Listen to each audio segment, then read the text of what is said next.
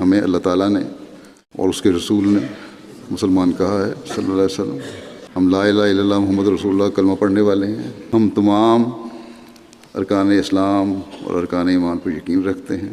ہم قرآن کریم پر ایمان رکھتے ہیں اور حضرت صلی اللہ علیہ وسلم کو خاتم النبیین مانتے ہیں، جیسے قرآن کریم میں اللہ تعالیٰ نے فرمایا ہے اور جس کی میں نے بھی تلاوت کی ہے.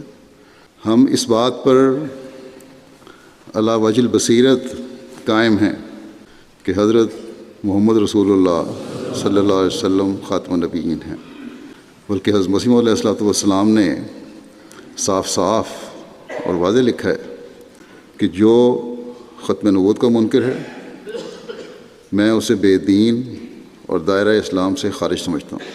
وہ نہ احمدی ہے نہ مسلمان ہے. بس ہمارے خلاف یہ شورش پیدا کی جاتی